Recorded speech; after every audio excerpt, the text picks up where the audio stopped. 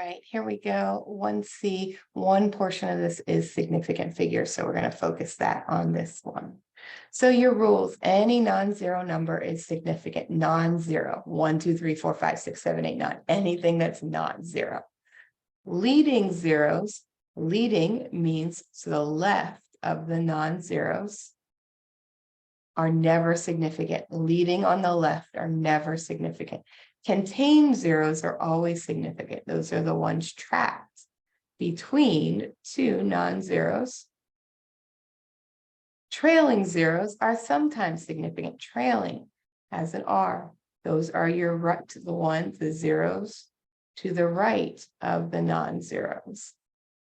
Okay, so let's look at this guy down here. I underline everything that is significant so I can figure it out. So any non-zero is significant. So the 1 and the 2 get the underline. Leading zeros are never significant. I don't have any leading here. They would be over on this side. They just don't exist in this one. So I can skip that. Contained, the 0 over here is between two non-zeros. It's between the 1 and the 2. They are always significant, so it gets an underline. Trailing zeros to the right. Both of these are trailing zeros. It does not care where the decimal is. It's all the zeros to the right of the last non-zero. So there's two trailing zeros and they go together. If we see the decimal, they're both significant. If we don't see the decimal, neither are significant. We do not split up our trailing zeros. I physically see the decimal, so they are significant. So this guy has 5 sig figs, significant figures. So if we have multiplication and division rules, you got to round the answer to the least sig figs.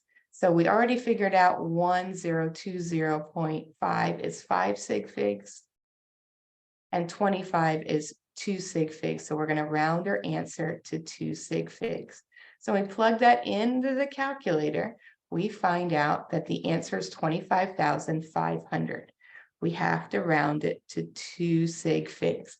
How do we know where the rounding point is? So in math class, they always gave you on the SOL or other tests, round to the underlined digit. We're just going to find that underlined digit. We're going to underline the first 2 sig figs. 2 is a non-zero number. It gets an underline. 5 is a non-zero number. It gets an underline. So now you're like, but wait, there's 2 of them. You just round to the last underline. So we're rounding to this point. So totally switch over to your math brain. Where is that? That's in the thousand place. So we're either rounding down to 25,000 or we're rounding up to 26,000. How do we know? We look to the number to the right of the last underline. If it is a 5 or greater, then you are going to round up. It is a 5, so we're going to round up. Our answer is 26,000. So let's do a problem. Here we have density is mass over volume. They're not going to give you the equation during the SOL, so do make sure you remember that, even though that one's one from middle school standards, not from today. It could still come up. They will often tell you your units because you might have to convert here. Grams divided by milliliters. So grams, this guy is okay. Volume is not in milliliters, so we got to convert that. 0.0010 liters over 1, and we're going to convert from liters to milliliters. Okay, why did I know we were going from liters? Because the liters is on the top and the bottom, and just like a variable, it gets canceled, and I have to cancel the liter units to get this guy into the milliliters. All right, now you can't just leave this here without numbers. This is a unit conversion. So it is going to tell us the numbers that are equivalent. For every 1 liter, there is 1,000 milliliters. And then there's going to be there is a whole video on the metric ladder for helping you practice how to find that unit conversion.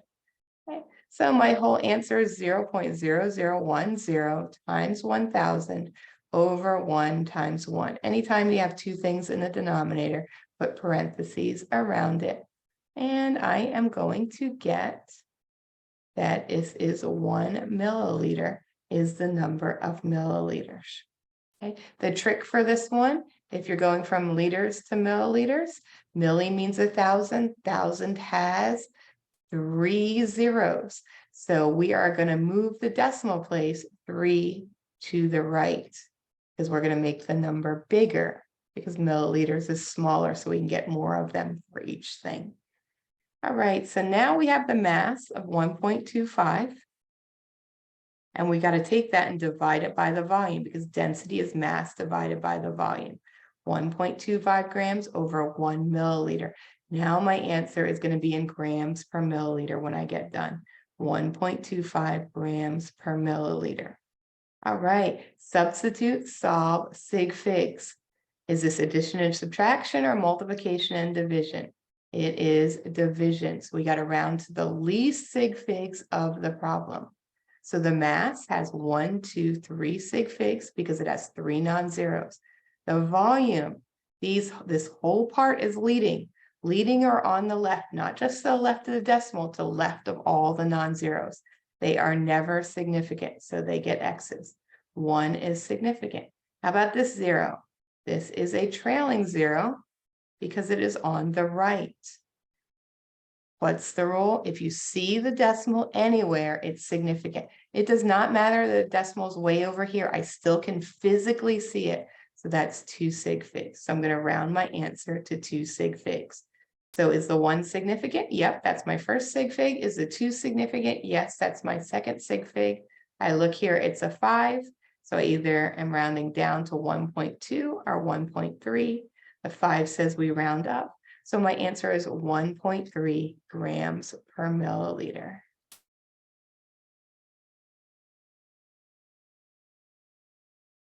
How many molecules are in 5.0 moles of a substance when 1 mole has 6.02 times 10 to the 23rd molecules? So again, here's another dimensional analysis problem.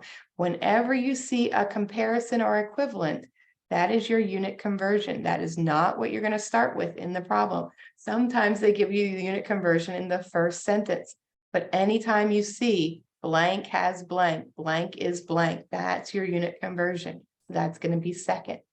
What we start with is what we know. 5.0 moles over 1. That is our starting fraction. And then we're going to go from moles to molecules. 1 mole has 6.02 times 10 to the 23rd molecules. I just wrote the E there because that is how many calculators are doing it, but you can do it however way you want. And you plug this in. Oops, let's cancel first. Moles and moles cancels. That lets me know I'm on the right track. My answer is going to be in molecules. How many molecules? Double check. You got it the right way. 5 times 6.02 EE. I'm going to use the EE button on my calculator. You could use Desmos, but it's the EE button on the calculator. And that gives me 3.01 times 10 to the 24th molecules. Substitute, solve, sig figs. There are 1, 2 sig figs because I can see the decimal. So I'm going to round my answer to 2 sig figs. 1, 2. The next number is a 1, so I'm going to round down 3.0 times 10 to the 24th molecules. Now, when I double check my answer here, significant, I see the decimal, significant, I don't count anything significant after. Yep, I did it right. It does have 2 sig figs, so I am good. The 1 mole is exact, 1.00000 infinity there. So you do not use that in your decimal calculation. Most of the time, you are going to ignore your unit conversions or sig figs until you learn the deeper rules about that. So right now, you always are just going to round to the same sig figs as the known. Okay, and there is the setup that I did. Known equals question mark unknown. 5.0 moles is equal to how many molecules? And that makes it easier to know that 5.0 moles is going to go right here. Instead of doing the from to, You can use unknown and known. The known is moles, so the known goes on the bottom. The unknown is molecules, so the molecules goes on the top. Same exact process we did before. It's just a different way to organize it. 1 mole is 6.02 times 10 to the 23rd molecules. Same exact problem. You're going to come up with the same exact answer. 3.0 times 10 to the 24th molecules are in 5.0 moles. So you can do that any way you want.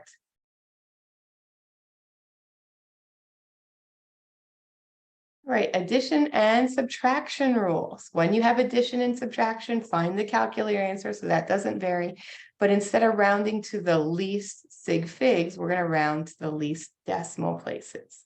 1, 2, 2 decimal places. 1, 1 decimal place.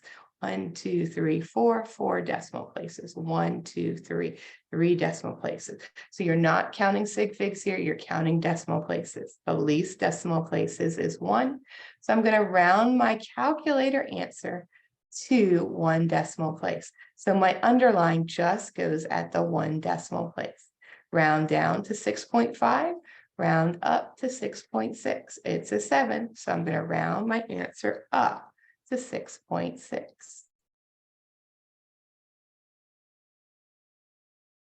All right, calculate the molar mass of C6H12O6 using these values of molar mass. There are 6 carbons and 12 hydrogens and 6 oxygens. 6 carbons and 12 hydrogens and 12 hydrogens and 6 oxygens. And I'll just put some parentheses around there so we don't get lost. 6 times the mass of carbon plus 12 times the mass of hydrogen plus 6 times the mass of oxygen gives us our answer, 12.0111. Typically for the SOL, it just wants 2 sig figs, but if it gives you more in the problem, use everything it gives you, because their multiple choice could be that specific on this one.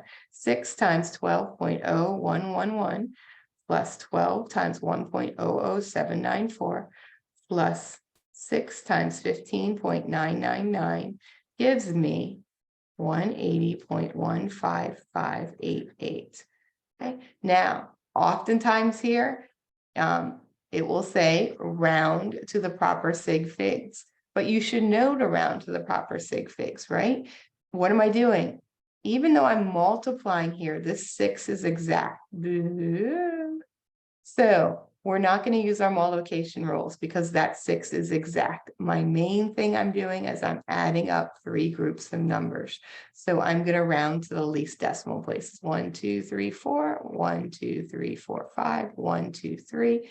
So I'm going to round to 3 decimal places.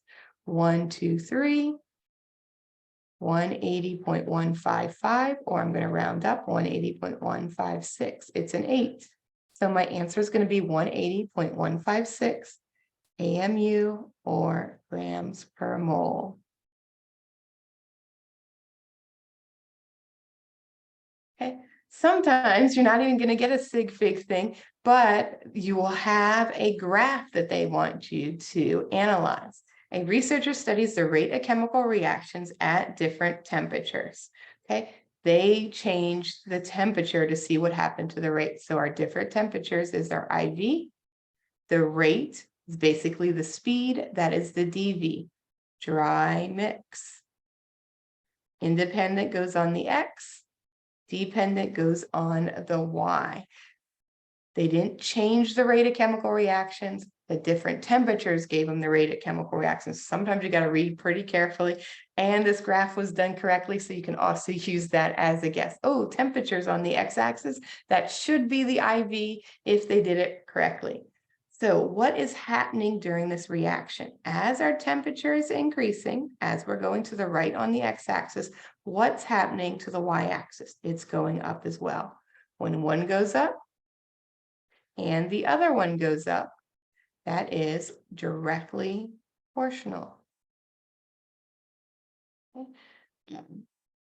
If one went up and one went down, it would be inversely proportional. Now, we don't actually know if this is truly directly proportional without doing a graph.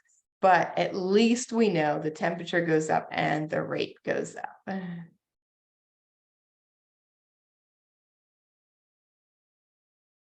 And that's all for today.